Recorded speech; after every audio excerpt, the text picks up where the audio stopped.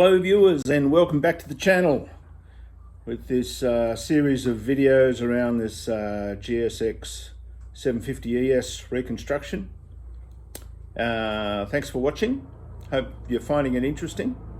If you watched the last video, you'll see that we finally got it up on its wheels, and so we can move it around a lot easier. Did a few other bits and pieces, started to tidy up some bits and bolt more bits on and try and find bits that are missing.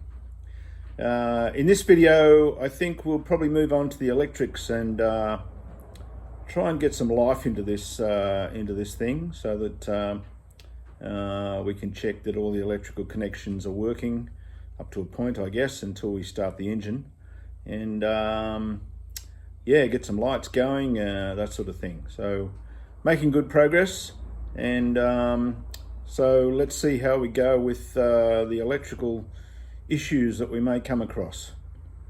Let's do it. Right, so there are various things that I could move on with, cosmetic things, etc. But I think what I'm going to concentrate on is the electrical. So go through the wiring loom, check all the connectors, clean it all up, change any connectors that need changing. Put it on the frame, and then get this motor spinning over so we can check things like compression and stuff, to see whether it's there's anything major wrong with this motor. So that will be my next plan. Right, so I've had a bit of a look at this wiring loom. Generally it's in pretty good condition, although there are a few issues. So the first issue is this connection here, where it connects to the stator wires going down to the stator off the side of the motor. As you can see, they're a bit burnt, probably connecting, but not great, so it tends to make them a bit brittle. So if they don't make good connection, then the connector heats up, and that's why you get that burning. So I will probably replace all those three. And also the other side where it connects to the stator wire itself, which is also burnt. So that's a fairly straightforward replacement.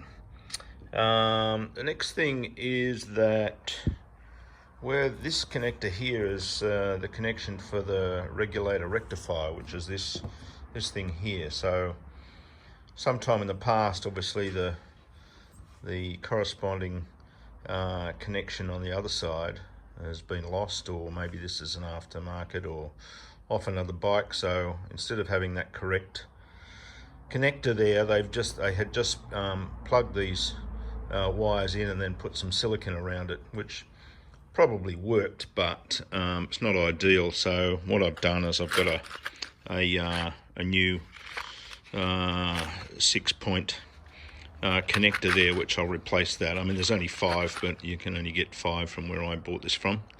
So I'll replace that whole connector for a new one. What else is there? This connector here, which goes to the bottom of the fuse box, there's actually a wire broken, so you can see there's no connector in there. So that should be reasonably straightforward to replace and put a new connector in there. And then finally, just the connector that goes onto the positive terminal of the battery. That's supposed to be a full loop, and it's broken off. So again, that would probably work, but I'll probably tidy that up, maybe solder a loop on there so that it's a bit more stable. But apart from that, yeah, I'll just give it a clean with wax and grease remover, and probably spray contact cleaner into all the connections, and then put it back on the bike and start plugging a few things in. But I'll repair those few things I mentioned first. Right, I think the wiring loom is pretty much ready to go back on now. So I've fixed a few things. For a start, these connectors that where the stator connects into the wiring loom, I've replaced those connectors because they're all burnt. or hot. What else have I done? There was a broken wire here. That wire had come off the spade connector, so I've taken that out and put a new spade connector in there. This connector here, which goes to the regulator rectifier, basically somebody had just stuck the other ends in and then epoxied over the top, so I got rid of that and just replaced it with a brand new connector, obviously checking that all the wires go in the right spot. And then also this positive terminal where it connects onto the battery, half of that had broken off, so just soldered a electrical connector on there just to make that a bit more secure. I've then also gone around and cleaned it with wax and grease remover, and then sprayed contact cleaner into all of the connections. I've also gone around with some loom tape and just taped up some of these joins where there was exposed wires, just to make it look a bit neater. So, as I say, I think that's ready to go back on, and then once it's all connected, we'll see whether everything actually works. Now, the other thing that I fixed on the wiring was this this cable that actually comes up from the stator, and there's the other end of those connectors that I replaced on the loom. So they were all dark and burnt. Actually, there's what came off, so you can see that they're pretty have been pretty hot and burnt and sort of rusted, so we've got brand new connections on there now, so hopefully that will work. This is assuming that the stator's okay, the regulator rectifier okay, so fingers crossed once we plug this all together. Right, so this looks like a bit of a mess at the moment, but I've started putting the wiring loom back in and trying to sort of run it the way it should go based on the manual, or having said that, the service manual I've got is a scan off the internet, so the quality of the pictures, including the circuit diagrams, is very poor. So since I didn't take this bike apart, it's a bit hard to tell where everything goes, but I think I've got everything plugged in, and I've just roughly plugged things in. I think I'm going to put the battery in just to check that things seem to be working basically before I go any further, and start sort of wire wrapping things in and tying things into position and restoring any of the switch blocks and the instruments. So yeah, it was a bit of detective work to try and work out where all these wires went and what they were, and what I thought was a oil pressure switch was actually oil temperature switch or sensor, so that was a bit confusing. And anyway, I'm going to put the battery in and see if we can get some life in this thing and see whether the basics of the electrical system are working before we proceed with any of the other electrical components. Right, so the battery is in and connected. Got a bit of life, nothing. The headlight's working. The starter is turning the starter motor after unplugging and plugging back in a few things. Checked all the fuses. Have a feeling I'm going to have to go through these combination switches and give them a good clean, because who knows what the connectors are like in there. So there's a little bit of life, but not a huge amount. So it's just a matter of, you know, picking a circuit and just slowly working through it and finding out what the issues are. But that's just a slow process. But yeah, tiny bit of life, so a little bit of progress, but nothing I can't handle. Right, so since the headlight was working, I thought I'd just do an easy job and install that. So just pull that apart, gave it a bit of a sandblast on those frames and put them back together. Bit of satin black, so at least that's on. As we can see, the headlight actually works. The next job is this right hand switch block. So as you can see, in pretty good condition, but I'll just double check all the connections, check the wiring, give it a clean, and probably give it a coat of the case paint to tidy it up a bit. Right, so I've actually made some really good progress sorting out the electrical bits that weren't working. The main issue was the connection at the bottom of the fuse box there. That needed a good clean.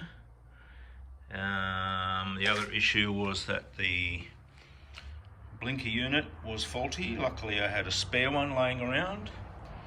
Also took apart the switch blocks, not completely, because they can be a real pain to put back together. Their wires and things are jammed in there very tight, so took them apart and cleaned the connectors as much as possible with electrical contact cleaner, and so mounted the blinkers. So at the moment, now we turn it on, the headlight works, high beam works, indicators work, left and right.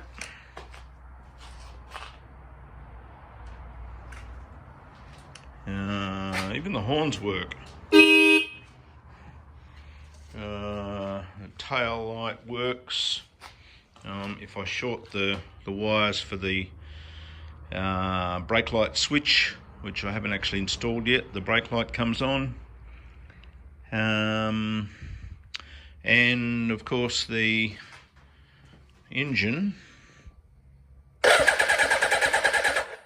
spins over, so starter motor's good. So that's really good progress.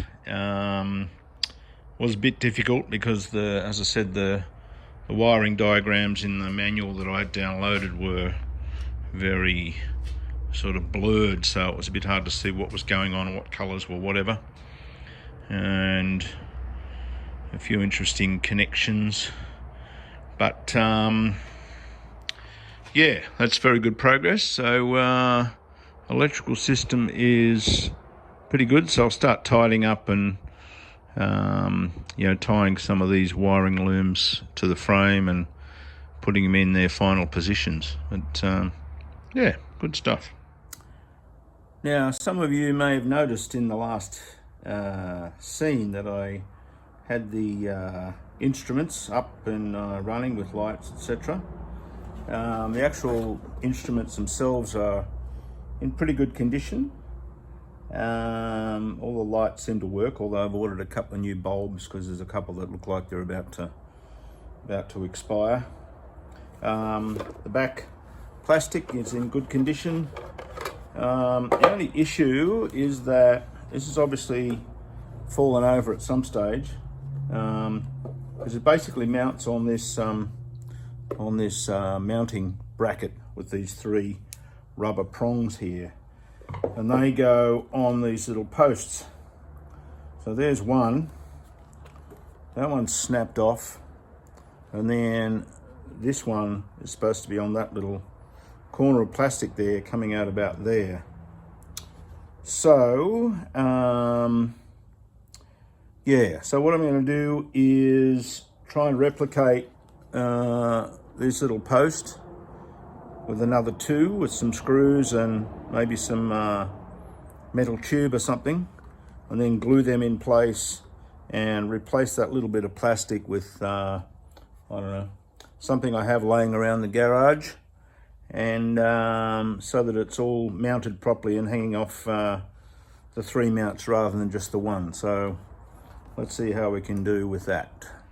Right, so looked all around the workshop trying to find something that I could use to replicate these little posts, which are about 7.5 mil diameter. Couldn't really find anything. I was looking for a bit of plastic tubing or something like that. I even tried a raw plug, but eventually I just thought, you know what, bugger it, better make something. So I just got an old bolt that I had that was the right outside diameter, and then just drilled a hole down the center. I had these nuts and bolts in my boxes over there, and found these washers will be perfect as well. So basically I'm going to glue one of those down into this center position with some epoxy araldite. And also went through my plumbing box and found this thing, and I think I'm going to be able to replicate this broken section with a bit of this. So I'll try that tomorrow, and I think it should turn out quite well and quite strong. So let's see how we go tomorrow. Right, so I've cut out the corner of this plumbing fixture and then used my Dremel to sort of shape it to fit in there, which fits not too bad. So basically all I've got to do now is mark where that third post goes. You see I've already glued that second one in. Mark where that third post goes, and then glue that in and glue the whole fixture in, and we should be good to go. Right, so there's the finished product. Not perfect, but it'll certainly do the job. So quite happy with that. So a couple of things just arrived in the mail. Firstly, this package, which is some spare bulbs for the dashboard. That's perfect timing because I want to start putting that back together now, actually. And amazingly, I found this part that's missing from the top of the airbox. So I was thinking I'd have to make one of these, but amazingly, there's a company here called Mick Hone Suzuki, and they had one in stock, so it's probably been sitting on the shelf for decades, but that's perfect. So that's great news. And the other thing that arrived was a speedo cable, so we definitely need that too. So that's good news and perfect timing. So while these two bulbs actually work, you can see that they're burnt, and so they're probably not long for this world. So for the sake of a few bucks, let's replace them before we put this all back together. So I want to start thinking about carburetors soon. So I thought I'd take these little manifolds off the engine because they're rock hard, and as you can see, they're pretty disgusting. They've obviously been leaking, and that is absolutely rock hard. If you look down on the engine here, that looks pretty disgusting. So definitely going to need to clean that up and soften these, but also replace these O-rings, because otherwise we're going to be sucking air in there. So that's another thing to purchase. Right, so according to YouTube, we can soften these rubbers of these 4 manifolds with a combination of isopropyl alcohol and wintergreen oil. So mostly the alcohol with a bit of oil put in there. So I'm going to put some of that in this container up to the level of the rubber and let it sit for about a week, and we'll see how it goes. Right, that's about 25 mils of wintergreen oil and the rest isopropyl alcohol. So we'll let that sit somewhere for a week and then come back and have a look. Okay, we might call it quits on the video for now. On a high note, most of the electricals seem to be working pretty well. Yet to try out the coils and spark plugs and ECU, all that sort of stuff, but that'll come in a future episode. As you might notice, I've got my Goon Squad hoodie on. For those of you who haven't discovered Goon Squad on YouTube, you should check them out. Two young brothers in the US, Billy and Simon, who work on all sorts of cars mostly, anything from Jeeps right through to Lamborghinis and Ferraris. So they got a great channel, so check them out. Thanks for watching. In the next episode, we'll probably get on to some of the brakes components, maybe dig out the carburetors and see what they're looking like. Maybe start working on the airbox which has got rock hard rubbers on it as well. So anyway, lots to do, but making really good progress, and it's starting to look really nice. So stay tuned and see you in episode 5.